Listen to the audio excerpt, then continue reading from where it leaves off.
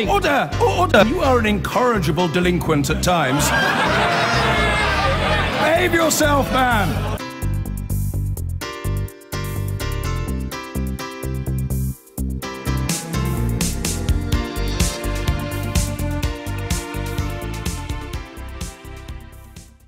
They've left everything they knew and they have risked everything they have. Now thousands of migrants trying to make it to Europe are getting caught up in the terrifying grip of people smuggling and extortion. This programme has obtained dramatic footage showing the gangs who intercept migrant vessels at sea, demanding a ransom or else. This map reveals the scale of the problem. Waves of migrants from over a dozen countries funneled through one major gateway, Libya.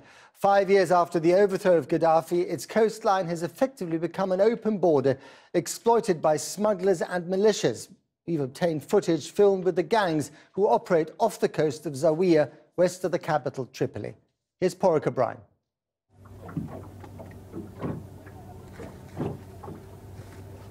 In the moonlight calm off the coast of Libya, a heavily armed militia group discuss tactics.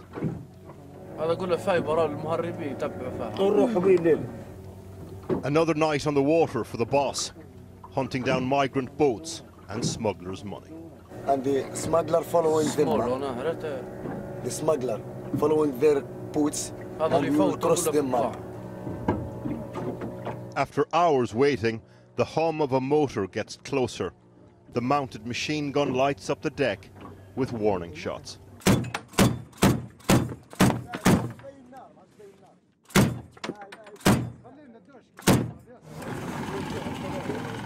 They've found what they're looking for.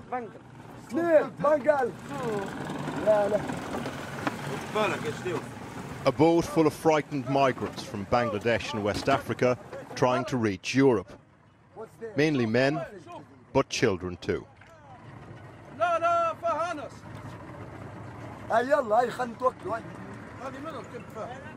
Close to me!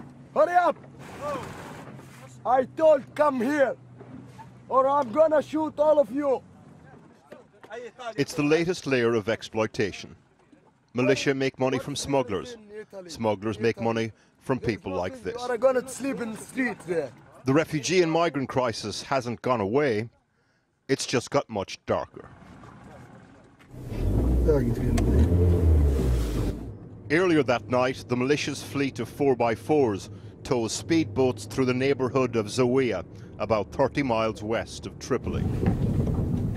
This group started just 2 years ago and have already amassed the trappings of a small army. All of them fought with the rebels to oust Gaddafi during the civil war. In the chaos of Libya today, lines get blurred. There is the official Coast Guard in Libya, receiving money from Britain and the EU to stem the flow of migrants.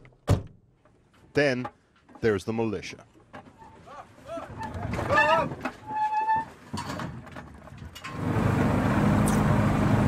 These groups divide along tribal lines, compete with each other for territory and legitimacy. One of the reasons the filmmaker has been invited on board. This is Subrata's village. Where's the immigration go out?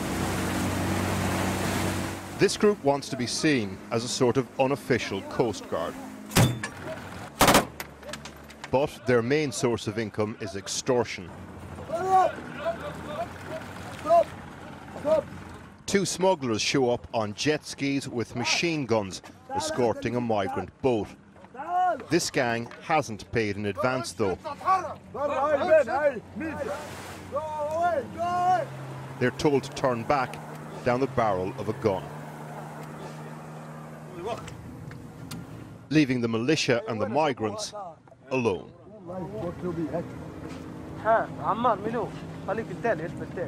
For the equivalent of £5,500 per boat, the militia guarantees smugglers safe passage to within sight of a Coast Guard or charity rescue boat in international waters.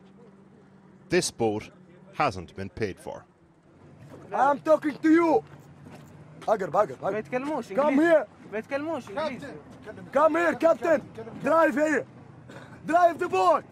Where's the captain? I will you later. Answer me. Come here. Come here. Come here. Where are you from? Once boarded, they look for the driver. I'm talking to you. You are from where? Bangladesh. And you? Bangladesh. Who's pointed out by others on the boat. Okay, where are you from? Nigeria. Okay.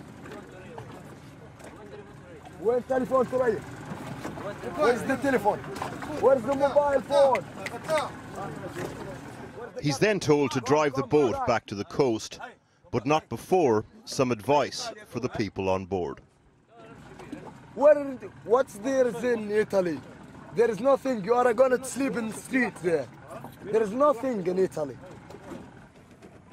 Get back. The militia told the filmmaker that when this boat returned to the coast, the occupants disappeared back into the Libyan countryside. Go back. Yeah. They will probably try again, and this circular, twisted business will play out again on another night. So the question, how many times have these people been here? And how tired do you have to be to sleep through this? Warwick O'Brien reporting, and that exclusive footage was captured by filmmaker Marco Salustro. Now, a short time ago, I spoke via the internet to Eleanor Rakes from the International Rescue Committee, who oversees their program in Europe. And I started by asking why, although the numbers of migrants crossing the Med has been going down, the number of deaths is up. We've seen, tragically, indeed, a significant increase in the numbers of deaths, of people risking their lives to cross the Mediterranean Sea, over 1,200 deaths this year alone, and we're not even halfway through the year. It's no surprise that there is an increase in numbers of people who are taking this enormous risk on this very dangerous route across the Mediterranean. When you consider the deteriorating conditions in Libya, the country from which they are departing. Libya is a country in turmoil, a country in deep crisis. It's a country where 3 governments are vying for control, and there are well over 1,000 militia fighting for control on the ground.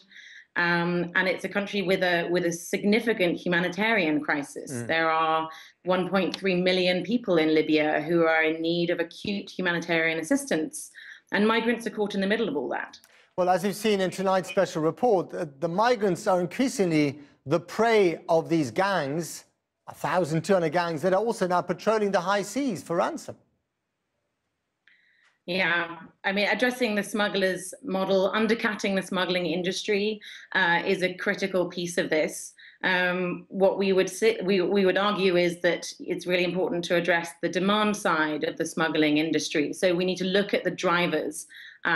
What we know, evidence shows that people mainly turn to smugglers after they have exhausted all legal options available to them. So expanding legal options, creating new and improved safe and legal routes for people to come to Europe to seek sanctuary in Europe is a really critical part of this puzzle. That's really the only way that we're going to ever undercut the smuggling industry. And Eleanor, there's an increasing suspicion that the NGOs themselves have become an unwitting part of the smugglers' business model, because the smugglers basically call them up and say, look, we've got X number of migrants on their way. They might well be drowning anytime soon. It's your job now to pick them up. So you have become, whether you like it or not, complicit in this appalling trade. I think that the important thing to remember is that it's the European Union and European leaders' responsibility to provide basic protection for people fleeing Libya and Libyan waters. It's absolutely unthinkable that the European Union, European leaders could implement mechanisms to prevent people leaving Libya when we're talking about conditions that are as dire as I've just described. The conditions for migrants in detention in Libya have been well documented, and they are horrific. And so this is really about the European Union and leaders living up to their responsibility under international law to provide protection and to provide access to asylum processing.